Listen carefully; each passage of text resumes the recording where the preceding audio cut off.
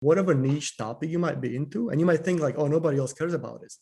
You will find the audience for this. Like it just by just simply the mathematics of how many people are in the world, like you will find somebody interested in this audience. And so, for all the kind of PhD students these days, whatever interests you, like do not hesitate to kind of put it out into the world. I mean, like there will be somebody interested in what you think.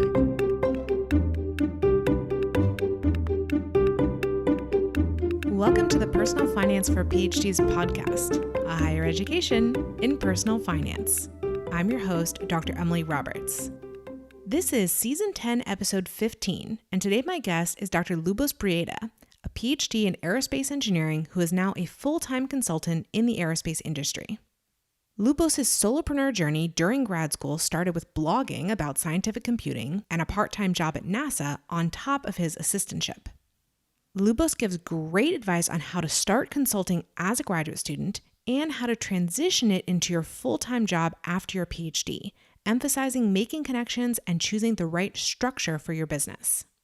This episode is perfect for any graduate student or PhD who is interested in becoming their own boss and providing services within their area of expertise for multiple clients instead of pursuing the traditional employee route. Without further ado, here's my interview with Dr. Lubos Brieda.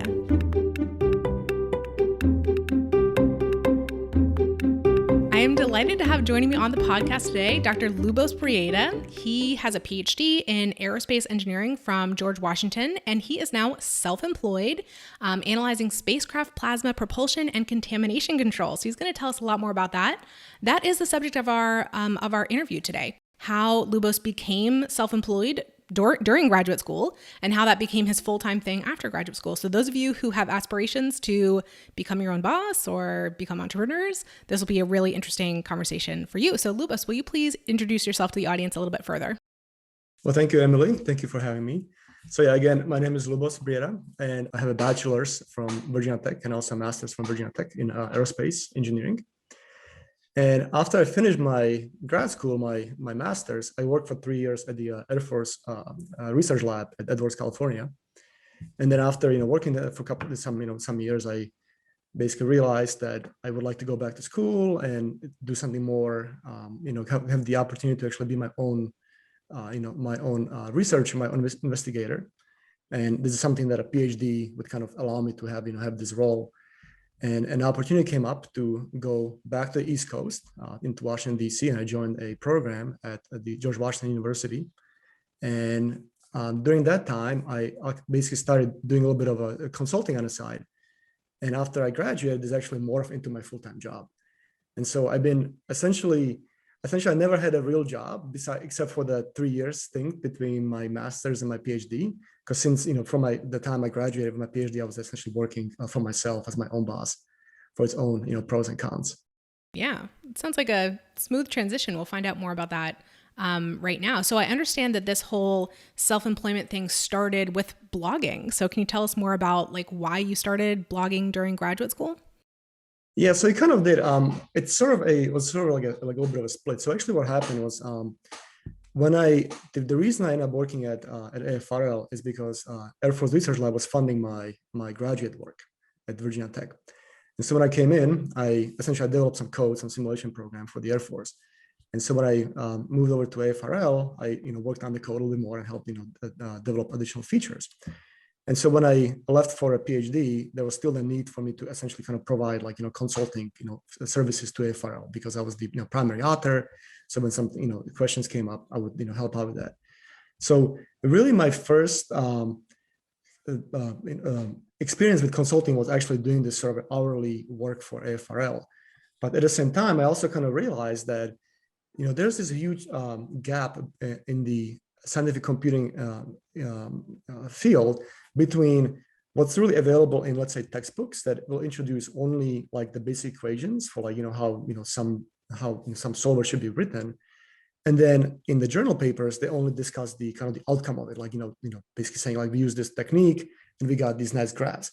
But there was really this missing gap in the middle that actually shows you how to go from the equation to the results, how to actually physically implement it on a computer. And so I started kind of working on this. I, relate to my own field of plasma propulsion. I started writing these, blog articles, actually trying to illustrate how you would actually implement these solvers. And this blog actually became quite popular, and it led actually to quite a lot of additional business opportunities. I started teaching online classes. I got a book published. So I'm just gonna promo. So this book is a summary of the kind of the courses that came out of my own blog, and it's just been a really great opportunity to actually kind of how just by having a website, I was able to attract this audience, because there was this big need for this kind of a very niche topic, and people just found it and just start reaching out to me. Is it fair to say that what you were blogging about was what you were learning in graduate school, or maybe what other graduate students were learning? Like, to take what you were saying earlier, like what you read in a textbook, maybe that's at the undergraduate level, versus what you see published in a journal that's quite advanced, and to bridge those two. Is that fair? That's absolutely correct. That's right. Yeah. And so I'm just trying to think about how we can, how the listener can think about, be inspired by your story. And like, I do think that blogging or practicing some kind of communication around what you're learning in graduate school, like a learn with me kind of model, can be really powerful, especially as you discovered, no one was yet doing that in your niche, and you were able to step in and do that. So like, wow, I'm really like, what a good technique. Like that's a great idea. I think what people need to realize that, internet or the world is huge.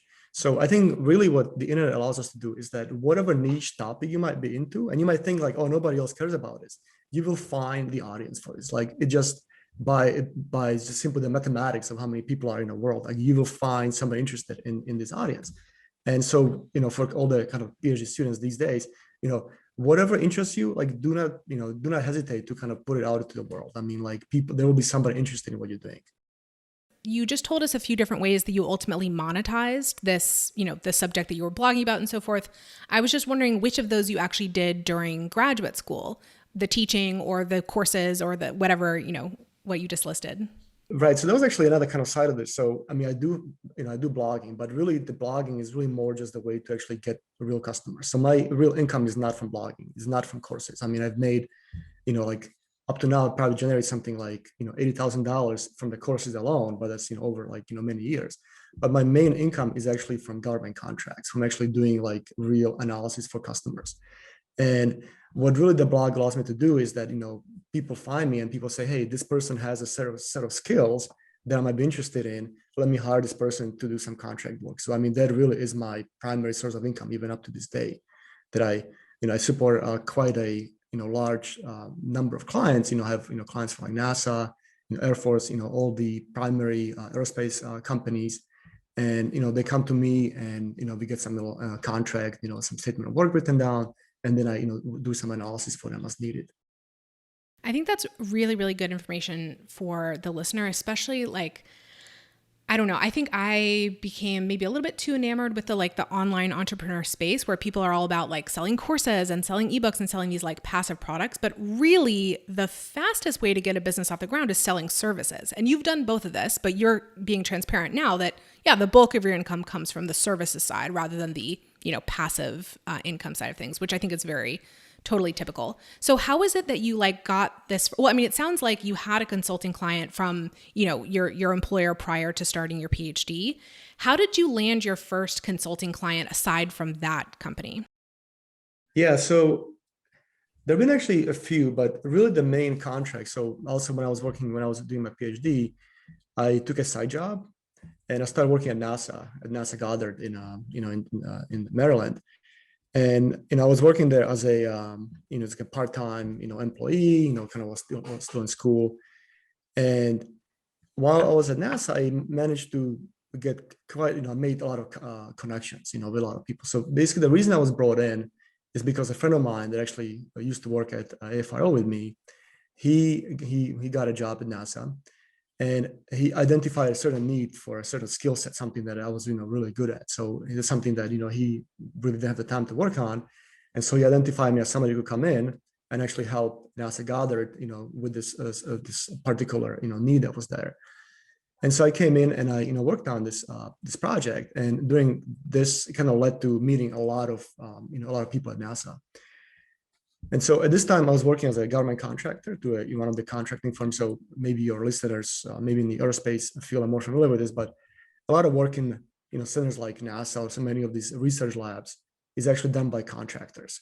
So there is only a small subset of government civilians who are essentially kind of the top level people controlling the purse, the budget, but most of the technical work is actually done by contractors.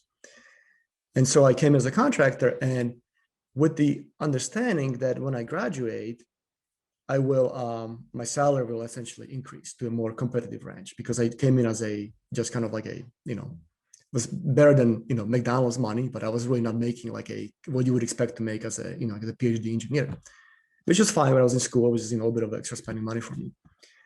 But unfortunately, when I graduated, I, went to my contracting company boss and said, hey, I graduated now, so can we renegotiate my salary? And basically they said, oh, we give you like a 2% raise. And I was like, this is not going to fly. And so in the meantime, so I made all these connections, and I already had my business, kind of set up because of these other works. I already had like a legal entity. I was actually able to roll over all my contracts at NASA to my own firm. So now instead of paying, some middleman to essentially hand me a paycheck, I just, became my own middleman essentially. So I was able to actually also give a, much better value to the government, because my overhead was a whole lot less than what the other company before was paying. And so that kind of led to that. So I, one of my I think my kind of big intro into this was that I, started actually supporting work at NASA. Got there kind of more, not full time, but close to full time. And also at the same time, my advisor and I, we wrote a grant that was based on my dissertation work. So they ended up getting funded. There's this program called SBIR, Small Business Innovative Research, that a lot of these government agencies essentially fund. And so we were able to get SBIR funding to do some additional follow-on work on my PhD. So that was kind of another, like a big contract. They also kind of materialized around the same time. So it sounds to me like you weren't necessarily like a traditional PhD student in the sense that you only worked for your advisor doing your research, and you were paid like an assistantship salary. It sounded like you had sort of a foot in the real working world, although part-time, and a foot while you were finishing your PhD. And it was sort of a more gradual shift over to, okay, well, now I'm done with the PhD and now I'm fully working for myself. And I love the idea of cutting out the middle person, and you're going to be a contractor anyway, so just work for yourself instead of for a third party. That makes a lot of sense. So given that you had this, what might sound a little bit unusual to some of my listeners, different like approach to working, like how did you sort of manage finishing your PhD and having a great relationship with your advisor with doing this outside work, whether it was for, as an official contractor for NASA Goddard or your own side stuff? Yeah, so I was working about 20 hours a week at NASA. So it was, it's a part-time job. But yeah, I mean, it definitely involved a lot of, late nights, which I think a lot of PhDs are kind of familiar with anyway. But, I think the bottom line is we need to make money, and I lived in DC. DC is expensive. And, I was lucky to also have stipend. I was receiving stipend, but, it's, George Washington paid, fairly good money, but still just going off my memory, it's probably maybe around 2,000 a month or whatnot. And, just the rent, can really eat up like, a huge chunk of that, so it's really difficult to survive just on the stipend alone. So, part of the reason I, took these opportunities was to make more, more income, but also it actually ended up being a very symbiotic relationship too, because, the work that I was working on at NASA is very related to what my advisor was, what basically I was researching for my own PhD. And so we were actually able to generate connections that would then actually help my own advisor actually get his own foot in the door at NASA and get additional, contracts for him. So, so I think it actually worked out really well. Yeah, I'm really impressed with this journey. And I'm also I'm a little bit surprised, honestly, that I don't know if it was your advisor or department, whoever allowed this working relationship, allowed a 20-hour per week outside position while you were still, receiving a stipend. But was that just on the basis that, yeah, you were putting in the hours? Like that 20-hour a week position did not affect your, main progress on your dissertation? That's right. And I'm also, I'm a believer of, it's better to ask for forgiveness later than ask for permission first. So I mean,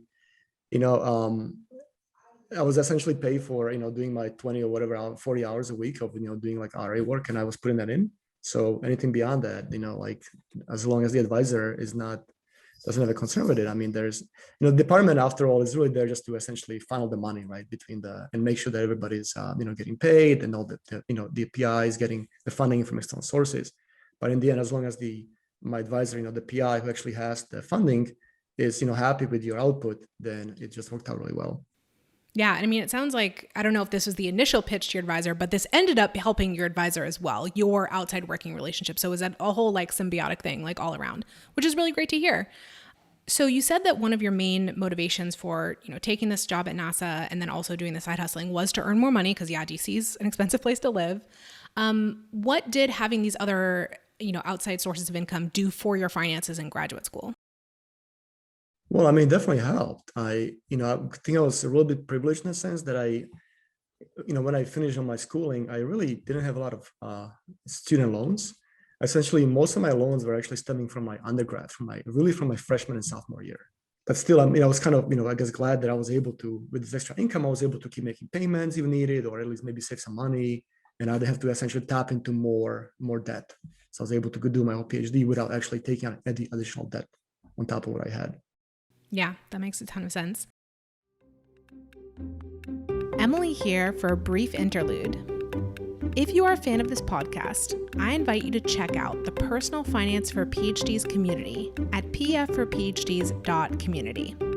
The community is for PhDs and people pursuing PhDs who want to take charge of their personal finances by opening and funding an IRA, starting to budget, aggressively paying off debt, financially navigating a life or career transition, maximizing the income from a side hustle, preparing an accurate tax return, and much more. Inside the community, you'll have access to a library of financial education products, including my recent set of Wealthy PhD workshops. There is also a discussion forum, monthly live calls with me, and progress journaling for financial goals. Our next live discussion and Q&A call is on Wednesday, November 17th, 2021. Basically, the community exists to help you reach your financial goals, whatever they are. Go to pfforphds.community to find out more. I can't wait to help propel you to financial success. Now back to the interview. Did you have any advice for other current graduate students about balancing some side work or starting even your own self-employment venture during graduate school? Sure. Yeah, so I think it's really important for everybody, and maybe this is actually more for some of the undergrads, is to really make connections with the faculty, because the professors are always looking for more help with whatever projects they're working on, and often they might get some funding coming in, and they just simply do not have anybody available to do the funding. So if you already have a working relationship with a professor, they might say, hey, you whatever, come work for me. I got this new grant coming in. I can fund your master's work, maybe your PhD work. And it just really helps to actually have that, those connections existing there. And it sounds like, networking in a sense, or the connections also are what got you some of these other jobs and contracts and so forth. I think you referenced earlier, I had a friend who was working there and he knew that I was the expert in such and such. And so having those connections obviously is amazing for getting these bits of work. Anything else, you've mentioned a couple of times about the official business structure. What kind of structure did you have during graduate school? Do you think it was a good fit at that time? Yeah, so this actually is really, I would say, maybe the most, it's not really complicated, but if anybody wants to do kind of a consulting route, there's a lot of steps that need to be done, some technicalities. And so in order to actually be a business, there are kind of two main routes you can choose. One is that you really just are sort of like a self-employed person. You actually do not have any kind of a business entity at all. So you just really do the work as yourself. And there are some challenges with doing this because you're kind of exposing maybe more of your own personal finances to any liability. So it's always good to form a company. And it's not difficult. It's just some paperwork needs to be filled out. So I went down the LLC route. LLC is a limited liability company. Another option is a S corporation. LLCs are simpler to set up than S corps. And every state has a different ways of doing this. So this kind of things become a little bit challenging. That depending on what state you're located in, you have to kind of research your own, the corporation board. I guess it's something along those lines. But essentially, you need to register with your own state. You also need to register with the federal government. So you need to get an employer identification number. So it's kind of like a social security, but for your business. You also need to open a bank account. So depends, where you go. Each, bank will have different, regulations. I bank with a credit union. So they actually made it kind of easier, I think, to maybe open it. And finally, then when it comes to finances, you need to also open a retirement account. So, I think some of your listeners might be familiar with a, 401k or Roth IRA. The issue with the Roth IRA is that there used to be there's a ceiling to how much income you can make, and then it basically cuts off. So you cannot put any more money into the Roth. Like once you exceed a certain amount of, annual income, you simply cannot put money into Roth IRA. And in a regular IRA, you are limited to only like $6,000 a year. So if you actually want to be saving, more substantially for retirement, it's better to have some other ways to save more. And the easiest way to do is open a SEP IRA. So SEP is I guess, self-employed or something along those lines. Self-employed pension, I think. Yeah, self-employed pension, plan, Mm-hmm. yeah. And so with a SEP, you can contribute something like up to like maybe 20% of your income. I think you probably know the right numbers. That's right, yeah. But it becomes something comparable to 401k. And the benefit is there's no expense because a 401k plan has annual fees. So 401k is really only viable route if you have a lot of employees. But if you're kind of like an individual person, then a SEP is the way to go. And with a SEP, you just put the money in and it's just like a regular IRA, you get the deduction. And then, so you can get a roll right off on your taxes when you do your income. Also, in the website, it's also, very important thing to have some kind of website that people can find you. And besides that, that's essentially, almost it. Things become more complicated once you start hiring employees. But as long as you're just working for yourself, then it's actually quite trivial. Like it's not too many more steps besides what we just mentioned right now. Yeah, you put that so well. I want anyone who's interested in going out on their own, hanging their own shingle, like to go back and listen to what you said, because you covered everything important. You said it very succinctly and very, very clearly. And I totally agree with everything you said there. And it's the journey that I've taken with my own business as well. I'm going to link in the show notes. I actually have a course available inside the Personal Finance for PhDs community called Best Financial Practices for Your Self-Employment Side Hustle, which goes into some of the elements that you just talked about, like setting up a separate bank account, like retirement plan options. So I actually don't have a SEP IRA, but I have a solo 401k, which I decided was the better fit for me, which actually, because I set it up at the same place, Vanguard, where I have my IRA, it actually didn't have any additional fees, which was cool. Oh, good to know. But yeah, same thing with for Vanguard, so I didn't actually realize Vanguard had these options. Yeah, look into it because I liked with the solo 401k, especially when I was making like less money, you can contribute up to that 19.5 cap, like 100% of what you make basically, and not be limited to that 20% limit that the SEP IRA has. So anyway, depending on your level of income, one or the other could make more sense. For me earlier on, definitely the solo 401k made more sense. So I liked using that at first. For me also, like I'm actually right now going through the process of registering my LLC in California because I moved to California recently and California wants their hands in everything that you do if you live there. So I'm registering my LLC in California now. It used to be in Washington. And actually I'm doing an S election this year with my financial advisor. So she's helping me with that. But yeah, it's the same. I totally agree. When you're starting out, like do the LLC, it's not really a big deal. Set up the bank accounts, all of what you just said is perfect. Let's talk more about your transition. Like you mentioned, coming out of grad school, maybe you expected to keep working for that contracting company, but then they weren't going to raise your pay. So no, like how did you expand to like make this be a full-time thing instead of just a side thing as it was during grad school? I don't know, I guess maybe I was kind of maybe lucky. I kind of stumbled into this field that apparently there was a huge need for people to do analysis. And there really aren't many people who have the set of skills that I have. So it kind of almost got to a point where like I almost have more work that I can handle, which on one hand is a good thing, but it also can be, you need to be really careful with like how you're balancing your life with your work commitments. Yeah, I mean, that is really fortunate that the demand was there and you were stepping in like at the right time to provide these services. It seems to me from the way you're speaking about this, that you could have a full-time job, you could have an employer if you wanted to, but you are, committing to this contractor lifestyle. Why is that? Why do you prefer this? I think I really enjoy the flexibility of it.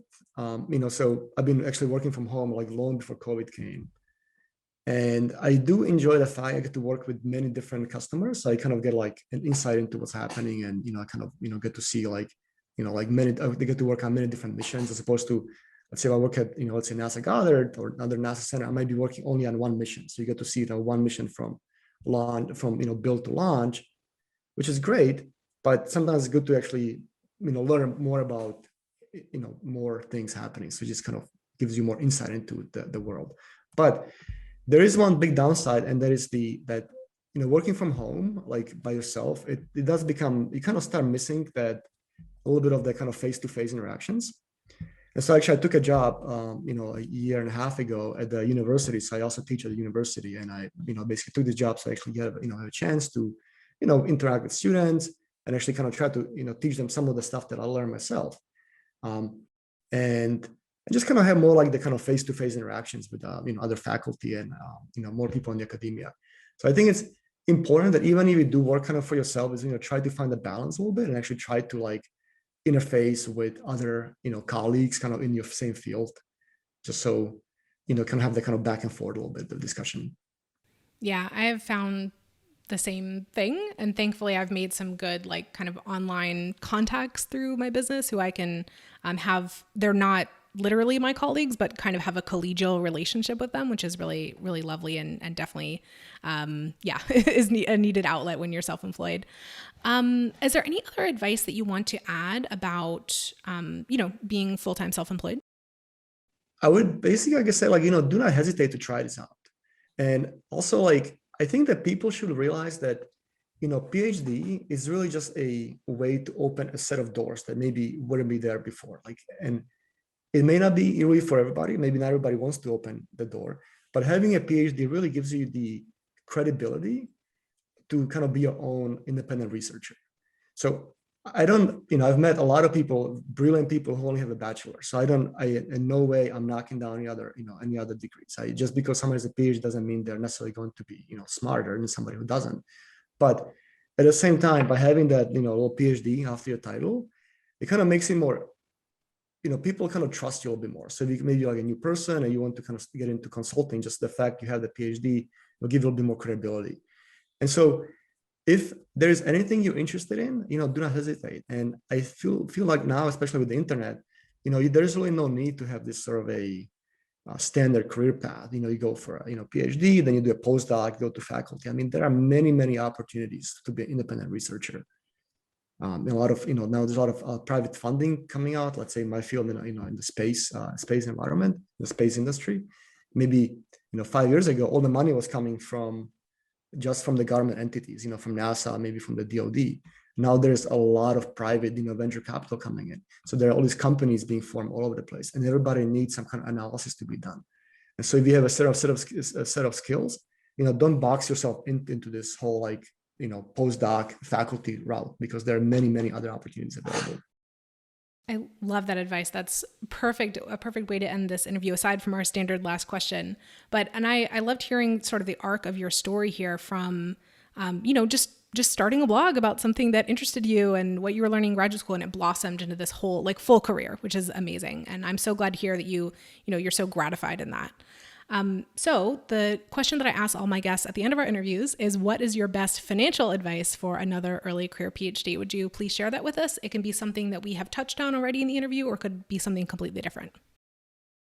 Yeah. So, obviously while you're doing your PhD, maybe your finances might be kind of limited, but, once you do get a job, or once you have a more steady income, try to save money for retirement, because it is not the percentage you'll make, is the time that's going to save you. I mean, it's just once you have the money there for a couple of years, it just, the compound interest, it just starts, accumulating.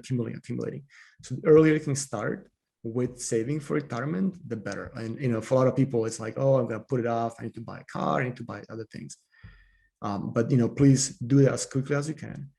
And the second one is, I was just listening to your, recent podcast with, I guess, Alexandra about, purchasing a house. And so again, buying a house these days is quite, challenging as well, because it's a lot of money.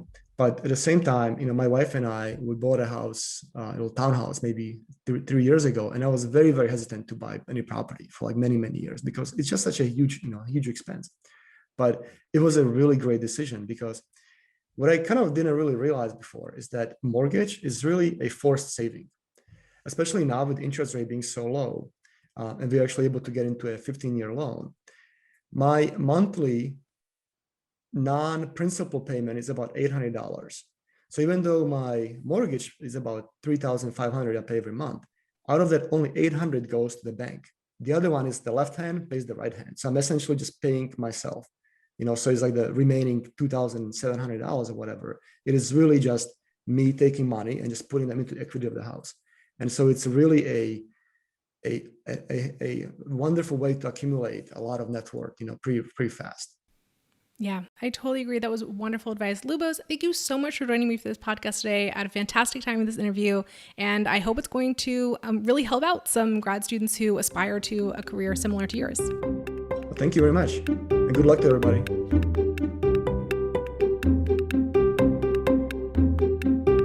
Listeners, thank you for joining me for this episode.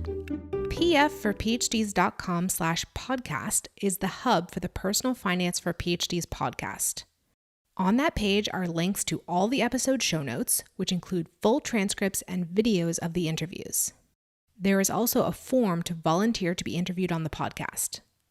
I'd love for you to check it out and get more involved. If you've been enjoying the podcast, here are 4 ways you can help it grow. 1, subscribe to the podcast and rate and review it on Apple Podcasts, Stitcher, or whatever platform you use. 2, share an episode you found particularly valuable on social media, with an email listserv, or as a link from your website. 3, recommend me as a speaker to your university or association. My seminars cover the personal finance topics PhDs are most interested in, like investing, debt repayment, and effective budgeting. I also license pre-recorded workshops on taxes. 4, subscribe to my mailing list at pfforphds.com/subscribe. Through that list, you'll keep up with all the new content and special opportunities for personal finance for PhDs. See you in the next episode, and remember, you don't have to have a PhD to succeed with personal finance, but it helps.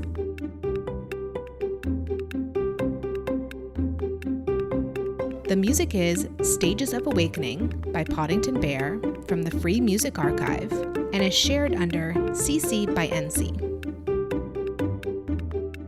Podcast editing by Lourdes Bobbio and show notes creation by Miriam Ock.